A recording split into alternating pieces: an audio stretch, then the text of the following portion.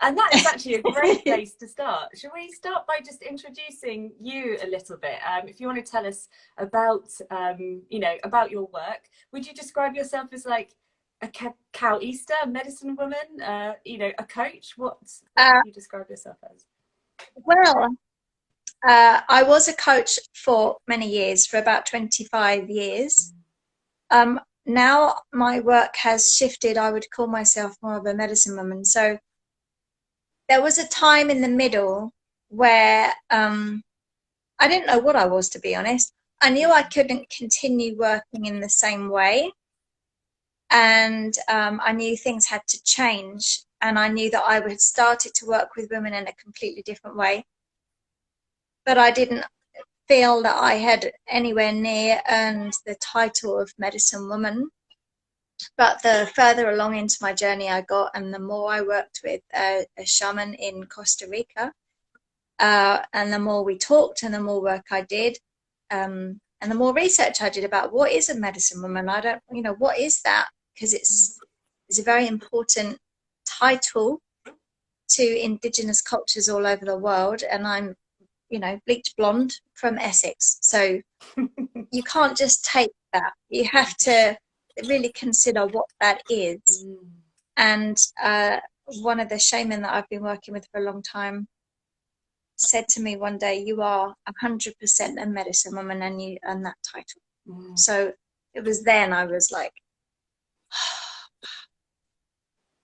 so that took a little bit of time. Yeah. Oh God. Like, what is that? Yeah. And do I deserve? There's so many directions I want to go with that already. Could you describe what is a medicine woman then? First of all. Well, a medicine woman typically would have been part of a community where people would come to her if they had problems, if they had health issues or spiritual problems or bad dreams or difficulties in relationships. And she would sometimes use magic. She would sometimes use her spells. She would certainly listen to her higher energy, her higher voice, seek direction from source. She would use plants and herbs. She would hold space for them. She would use her hands for healing. And she would bring people together in ceremony, for ceremony, to do rituals, to open processes or to close processes. In England, when I was young, the only real rituals we had were weddings and funerals. But there are many, many, many other rituals that have been performed throughout many different cultures. And because of the work I've done, I've learned a lot about ritual and medicine, natural medicine, plant medicine, that I didn't know about before. And so when I sort of went through, I guess, the list woman is, I'm doing that. And there are many, many other Western women now who are doing that. And it's not just about, it's the thing with anything, any medicine server, any cacao carrier, I believe it's not a job. It's not like something I go home and then I sort of hang that up at the door and I don't do that anymore. It's in me. I sit in my own ritual every day. I drink medicine every day. My daughter and my family see me do ritual and have people here for healings and ceremonies and all types of things. So the role of a medicine woman to hold that space. So, I think I lost you a little bit there, but you are back. I can see you blinking. I'm Thanks for a second. First of all, I just have to completely, honour you having sort of taken part in your 21-day Gather the Women process, which I cannot recommend enough to anyone. But the way you just described a medicine woman, that was definitely my experience of being held in what you offer. So I deeply honour you and the work that you do. And I think what really struck me as well was how beautifully you honoured what the fact that cacao is is not of your lineage, you know, or near lineage, let's say, and you know, before every ceremony and before, you know, you lead people to drink cacao, there's an honoring of the Mayans and the Aztecs, and you know, and that was the first time I've ever come across that, actually. You know, cacao seems to have exploded, and just about everyone is offering cacao here, there, and everywhere. And you know, and it's the first time that I've ever sat with it, and there was a complete shift in how I experienced it, and almost, you know, what I took from it. And so could you just talk a little bit, you did touch on it, but a little bit about that honouring of what we use, especially in the Western world? So cacao is a medicine. So in the West, we know cacao as chocolate. We know cacao as something you sprinkle on your porridge or you put in a smoothie. And that's how we brought up. I mean, I was brought up on Cadbury's dairy milk, right? Yeah. So that used to be my favorite go-to chocolate. And what I've since learned is that real chocolate is cacao, and ceremonial chocolate is taken so few processes from the bean to the actual block that I buy and then chop up and then I make into a drink. But what makes and chocolate, the cacao, can really help to put you in a very meditative state. And some people, if they're very sensitive, will journey on cacao and go deep. And I've had that experience with many people. So then you realize, oh, this isn't hot chocolate. Because the first cacao ceremony I ever went to, I'd been drinking ayahuasca for 2 years. And I was like, it's chocolate. What's it really going to do? I mean, I really don't understand this. And so when I sat with cacao, I didn't know what to expect. And I was very blasé. I mean, it's just chocolate. I don't really know what's going to happen here. But what I realized is I was ruining the event for myself. And once I'd spent some time going, Lynette, if you just meditate for like 10 minutes, you can leave here and you can go home, right? So I sat and meditated, and about 30 minutes in, I felt her. And I met cacao in that moment, because I understood what vibration the medicine was giving me. And I felt the giddiness of it, and I felt the groundedness of it. And I apologized in that moment and said, okay, yeah, I've got you. I'm feeling you now. I understand. And so from that moment, I realized that this is not hot chocolate. This is a real medicine, and it's natural. And I'd never had it before in that sense. So then when you realize, you do your research and you realize where this was from and how many thousands of years this has been. People have devoted their lives, communities have devoted, and still do, their whole lives to cacao, to honoring her, to putting her in ritual. And through my experience with ayahuasca, we honored the plants. We revered those who have sat with ayahuasca for so many years before. And I wanted to give cacao the same credit. It was very important to me not to dismiss it as hot chocolate, but to really understand. And so it's important when you sit with cacao that, you know, this is not my medicine of origin. This is not my family's medicine. As far as I know, I don't have any Mexican in my bloodline or any South American, or I'm from Essex in England. I might live in Bali, but this isn't in my blood. But I am work with this plant medicine, the vibration. And when I teach it, it's very important to honor those people who spent their lifetimes devoted to this.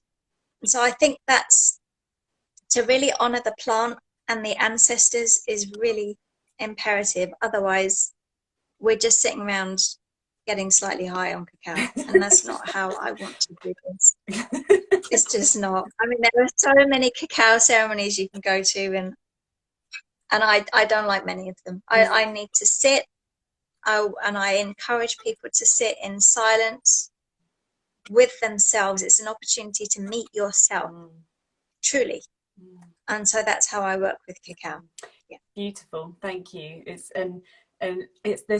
almost like it's there's so many metaphors in there, like around, you know, the fact in the Western world we are like, you know, loving our Cadbury's chocolate, but at the heart of it is this, you know, you know, in that simple chocolate bar there is a connection to what we all deeply are seeking and yearning for, you know, that meaning and connection.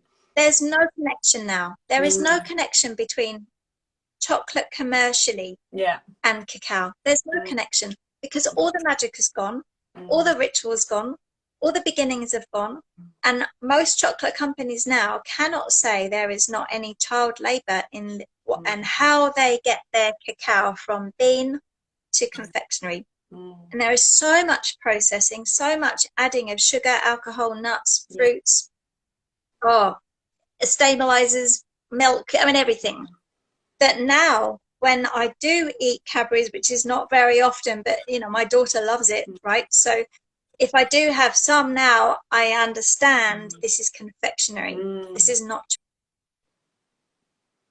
now has no bearing on the confectionery I was brought up with. That's the truth. Yeah.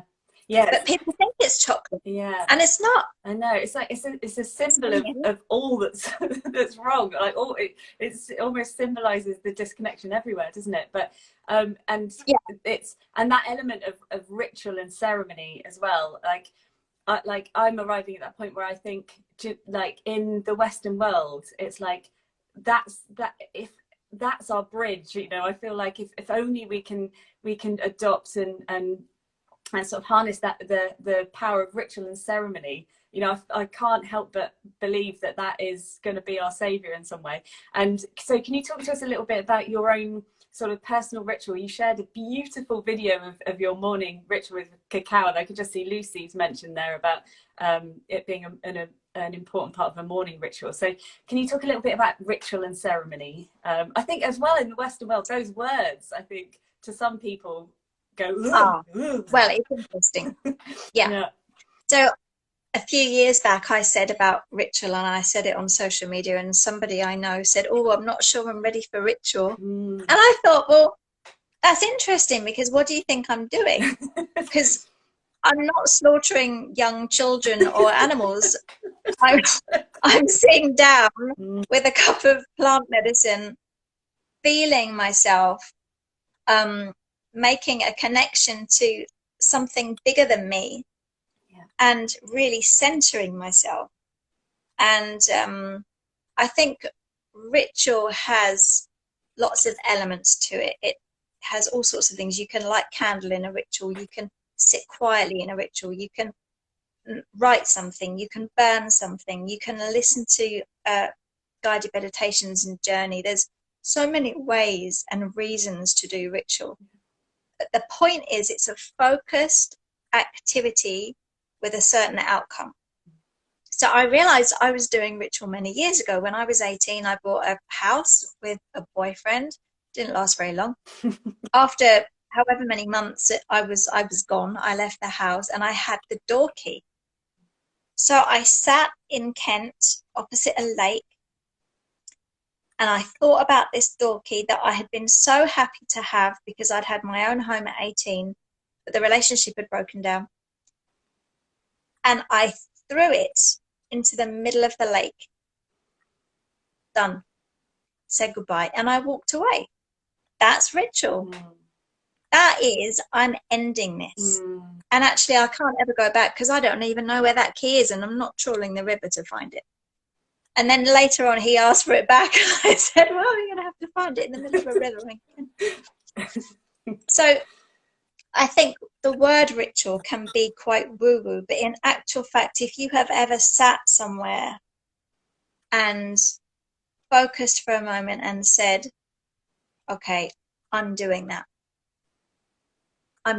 whatever it might be, or this is ending, that's me done, right there. That's ritual. That's the start of ritual. People bury things, they make lists, they burn things. When I was in the in-between stage between being a coach and moving into the medicine space, I burn everything that I had connected to my business. Wow. I burnt it. And that was a ritual, because I had no idea what I was going to do next or move into, but I knew that had its time. Yeah. And I burnt 20 years Wow. of business cards and papers and notes and big bonfire. Wow. And I didn't know what was next. Mm. I mean, literally no income. I cut my income, no income, no contacts. Started again. I don't know, but we're starting again. Yeah. There's, you know, and that's it. And that like that ending, that burning, that ritual, that starting again, the kind of the entering the space of I don't know what's going to happen, entering into uncertainty. It feels like, you know, that element of ritual and ceremony, you know, that like the honoring of an end and a start is totally lost in our culture. You know, there's no rites of passage. Yeah. There's no support from you know, from kids moving into adolescent and adolescent moving into adulthood and blah, blah, blah, and all that sort of jazz. And so I think in the Western world, us entering into the unknown can be utterly terrifying, you know, and so that's why we so often get stuck, isn't it, in what isn't really serving us, or a life that isn't. And that's why I'm doing things. I want to do things differently now, especially for Livy. So Livy's 9.5. Yeah. We did a ceremony for her when she was 7, because when you're 7, you move from your mother's light body into your own light body. So there's a sense of I am me and I'm different from my mummy or my daddy. And so we did a ceremony here with a shaman when we first got here. I'm working with my friend Azizi here in this week to come up with a pre-moon ceremony for our kids.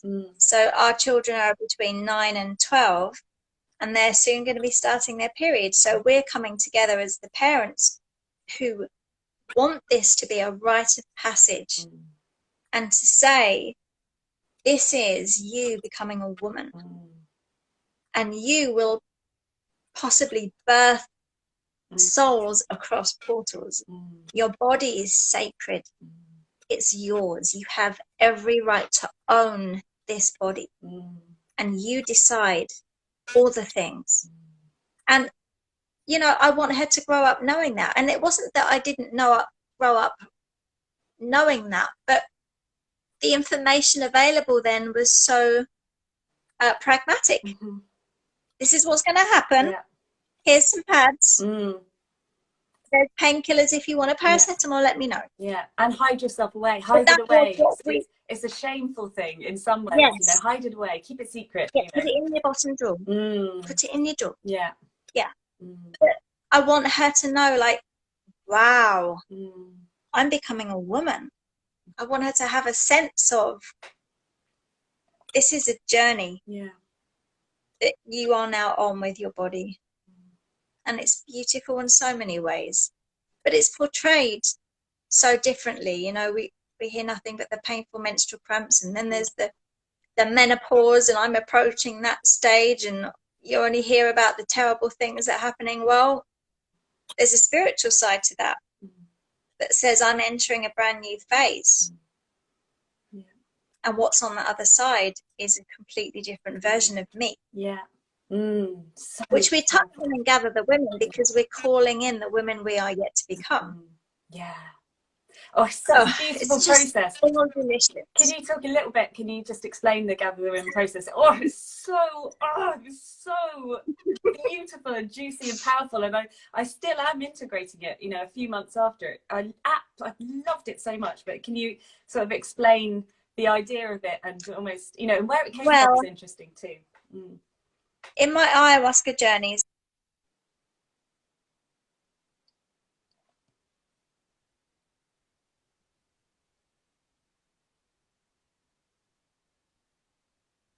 oh, it's not a come on, Lynette, come back. Yeah, oh, there you are. Lost you for a second, but you're back. It's okay. So in my ayahuasca journeys, it became clear to me that there was the girl I used to be, and that could be like me yesterday, or me when I was 15, or me when I was 7. There was the woman I am now, exactly as I am. And then there is the woman I am yet to become. And I had a sense of calling her to me, because I think I knew at that point I was in an accelerated change period. Yeah. Ayahuasca kind of accelerates stuff. And it's really like 10 years therapy in one night. So all your thinking processes and your healing processes, they're like wrapped up so beautifully with this plant medicine. And so that was that. And then at the time I started to talk to the women I was working with about these three aspects. What does it mean to you, the girl you used to be? And when you talk about the woman you are now, who is that? And the woman you are yet to become, do you get a sense of her? And I was bringing women to tears. They were all saying, I'm crying right now. And I was like, oh, you feel it too? Okay, I feel this. But this was in 2017 or 2018, and I didn't really have any sense of what to do with that.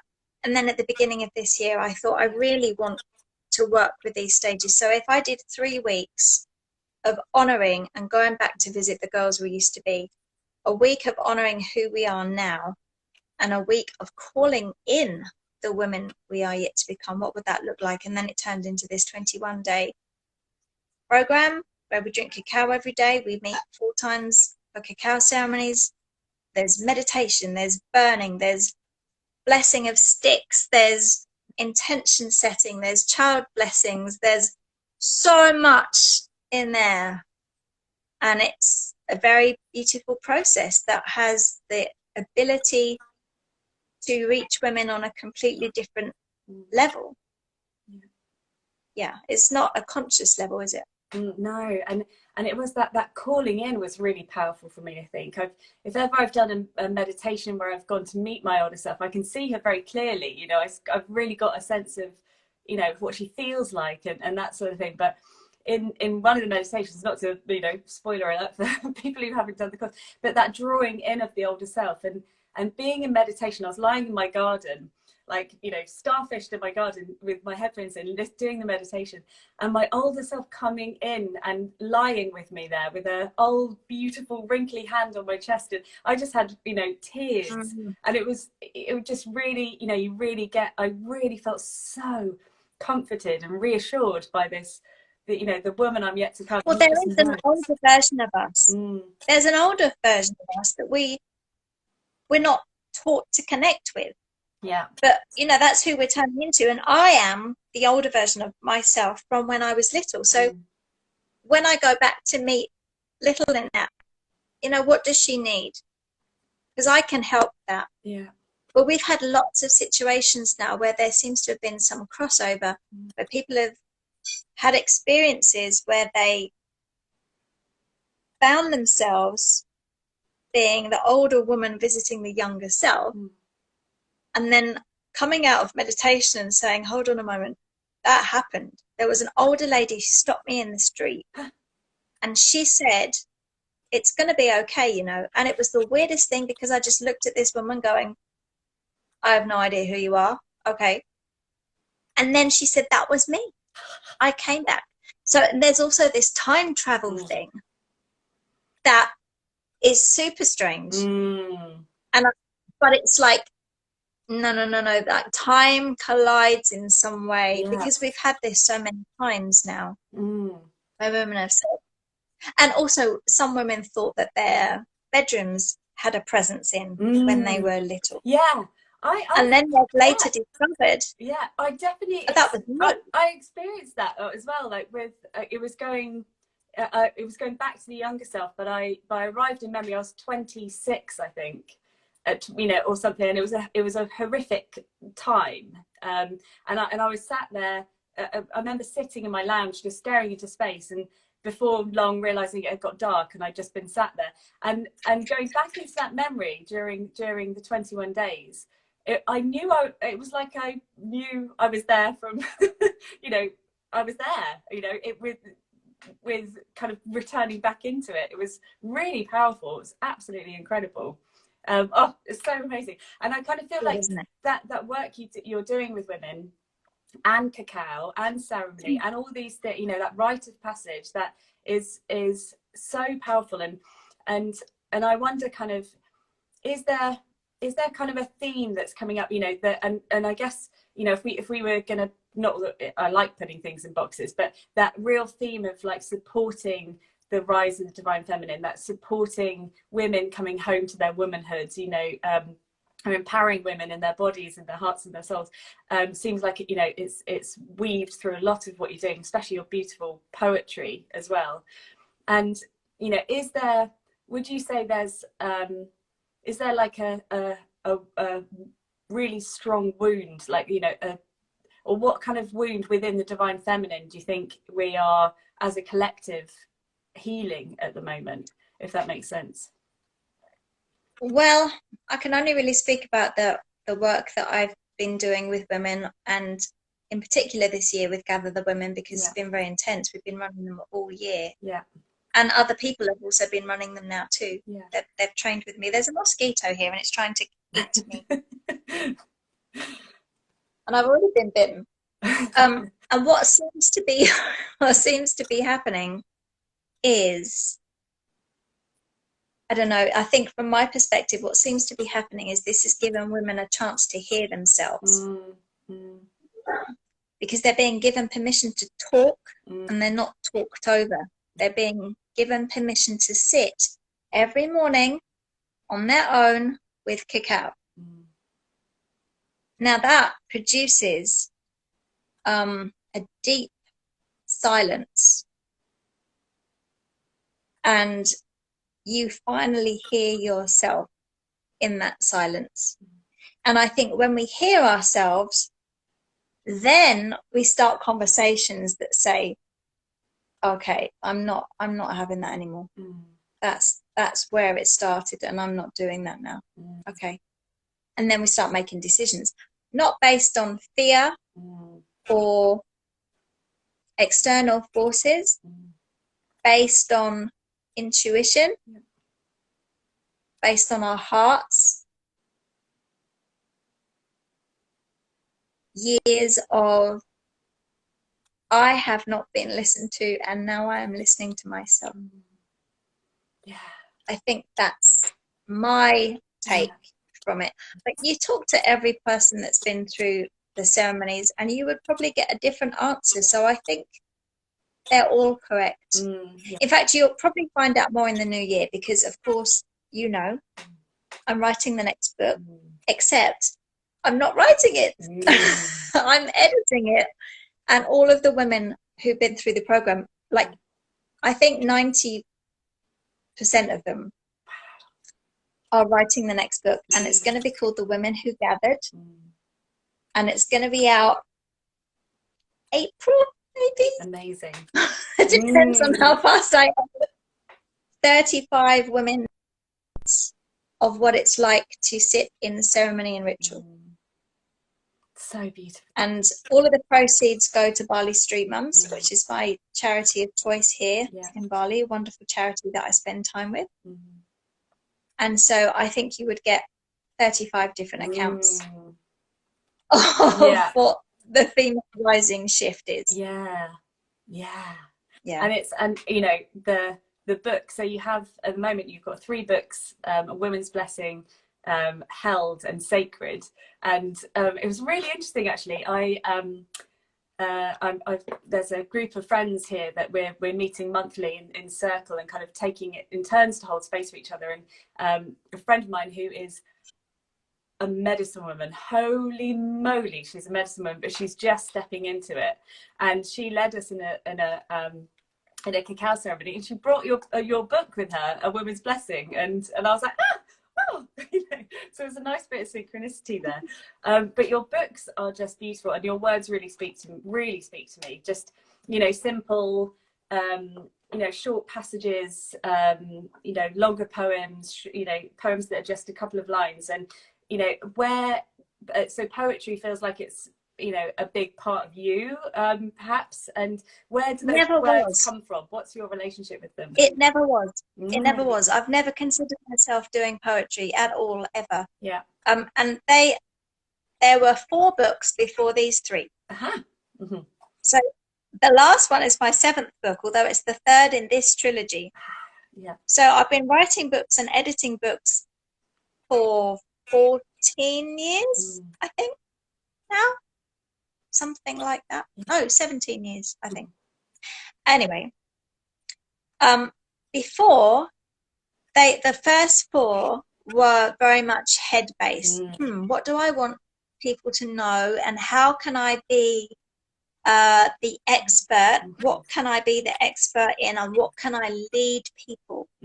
Because that was very much what was required of an author, in my view back then, and my publisher's view back then. January, when was it? 19? Yep. I started having these verses and words come to me. I'd been sitting with Cacao for a few months every morning, really enjoying the quiet and the silence. And then these words would come. I couldn't write them down quick enough. I couldn't get the pen or the laptop or the phone out quick enough. I love it. And they were healing. You know, I'd been through very, very big changes in a very short space of time. And it was all just coming out, at least one a day, sometimes 2 or 3. They were just pouring out. And I just wrote them down. They felt good when I wrote them down.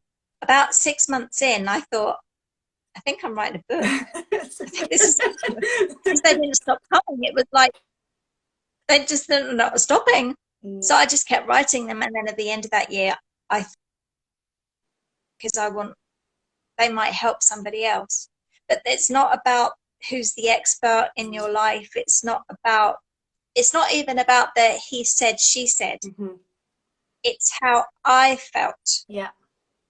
And the situations and the people involved, you would never know by reading those words. They are completely unimportant, because what mattered is how I felt. And writing them down seemed to make it all feel much better. So then I published that, and I got a lot of people saying, you just wrote my story. That's me. Or that was me last year. And now this page 100, that's me now. But the stories kept coming. The words just kept coming. So I published the next book. And then I thought, well, I definitely think there's a trilogy here. So I think they are still coming, but they're not quite so profuse. So I catch them, but at the moment, there's not the urgency to catch them. So interesting, isn't it? My relationship with poetry sounds very similar. You know, it's either they come or they don't. There's no making it happen. And sometimes it's like, and I read those words now and think, where did that come from? I don't know. Where did that come from? Yeah. They are, because I find still healing in them by reading them. They resonate with that, you know. They're you know, like you feel them when you read them. That's why they're so powerful, I think. You know, so when a 2 or 3 line poem really hits you in the heart, you know it's been written from the heart. It looks like Lynette has frozen again. Maybe I'll find a poem actually. Oops. Yeah, I was up for you being in the taxi, to be honest. Oh. That was a distinct possibility at one point. I might have to do it from a taxi. That was a possibility. I loved it. I might actually read. If anyone's got any questions for Lynette, please type them in, and I can ask them. But I might just flick the book and open it a page and see where we end up. Let's see.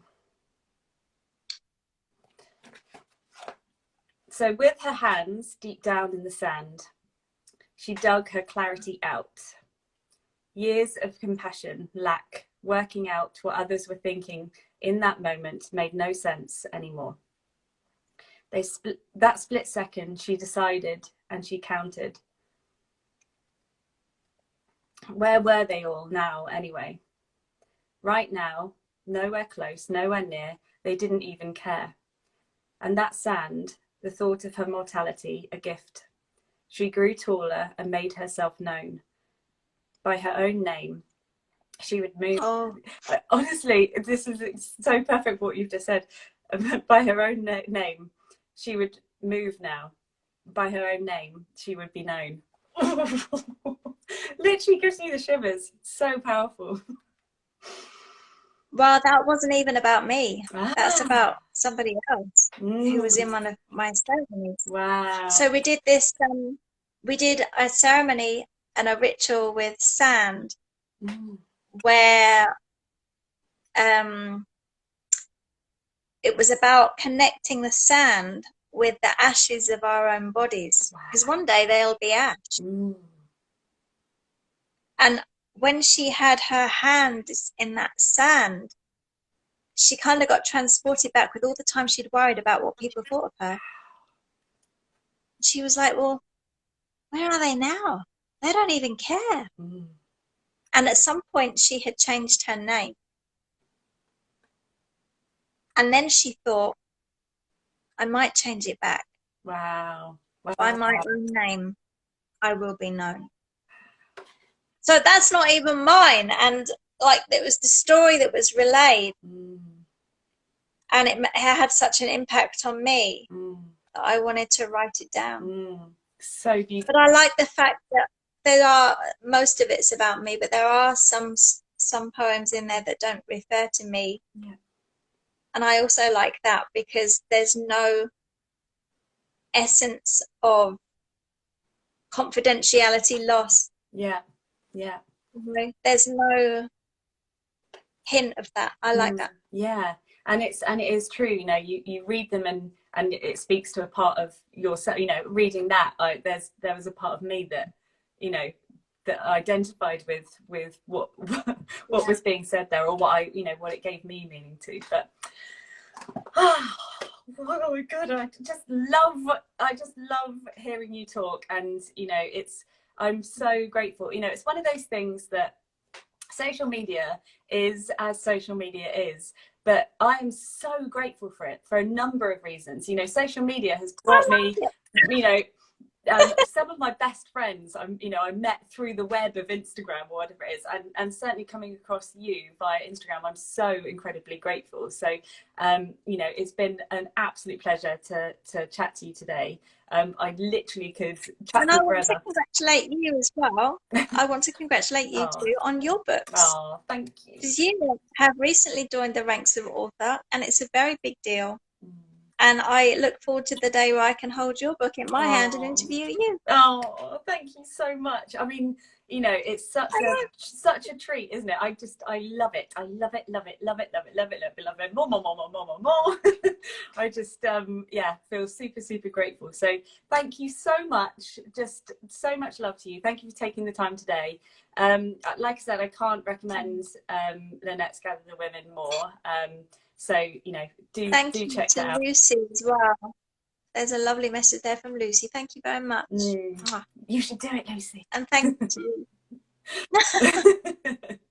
Thank you, Nat. Next Gather the Women is March. Okay. Yeah, nice. A nice start to the new year. We're very booked until March. Okay, amazing. Thank you so much. Thanks for you lot for joining as well. And if you've watched this conversation back later on, I hope you've enjoyed it. But thanks so much, Lynette, and I'll speak to you all very soon. Lots of love. You really will. Thank you, darling. Bye. See ya. Bye.